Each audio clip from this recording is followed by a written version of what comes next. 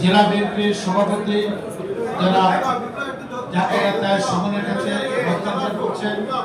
জাকারিয়া তাহের সুমন এই রিপোর্টটি তোলার সাথে আলাপ আলোচনা করবে। কোথাও যদি অসঙ্গতি থাকে, যদি মনোনীত না হয়, আমরা বলেছি এই সিদ্ধান্ত হয়েছে আমাদের ঢাকা বিশ্ববিদ্যালয় থেকে ছাত্রদল করে আসে। উনিও আমাদের মাঝে উপস্থিত। উনি আমার সাথে কথা হয়েছে, উনিও বলছে নমিনেশন যেদিকে আমিও সেই দিকে। আজকে আমার সাথে রশিদ হোসেনের সাথে কথা হয়েছে। হোসানি ভাই আমাকে সমর্থন দিয়েছে, শফিক ভাই দিয়েছে। আমি দাবি শীষের মানুষ, বিএনপির মানুষ। আমি কোনো ব্যক্তি পূজা করি না, ব্যক্তি রাজনীতি করি না। দাবি শীষ যেদিকে আমি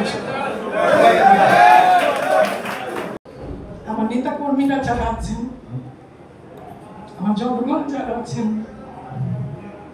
আজকে তাদের কাছে আমি কৃতজ্ঞ।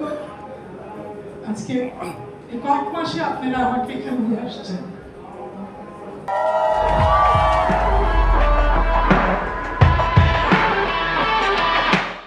আমি বলেছিলাম আমি খুব সাধারণ, আপনারা আমাকে অসাধারণ বানিয়েছেন। আপনাদের কাছে আমি আন্তরিকভাবে কৃতজ্ঞ এবং আপনাদের কাছে আমার মিলিত নিবেদন, কি পেলাম না সেটা নিয়ে আমরা ভাববো না।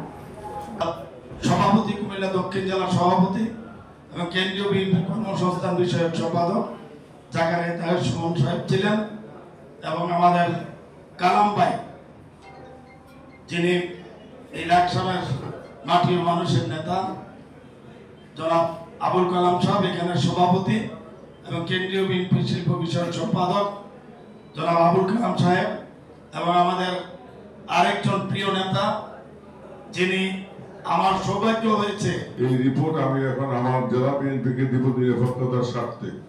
যেহেতু জেলা বিএনপি দিব, জেলা বিএনপি এটা দোলাকে দিবে। দোলার যদি কোনো ধরনের সংযোজন সংবিজন থাকে তাহলে সে জেলাকে জানাবে। জেলা আবার পুনরায় একটা কমিটি করে তার উপযুক্ত বিচার নিশ্চিত করবে, এবং আমরা সবাই এটার সাথে একমত হয়েছে। এবং আরো একমত হয়েছি, এখন থেকে আমরা এক মঞ্চে গিয়ে দানের শীষের প্রতীকের জন্য ভোট চাইব।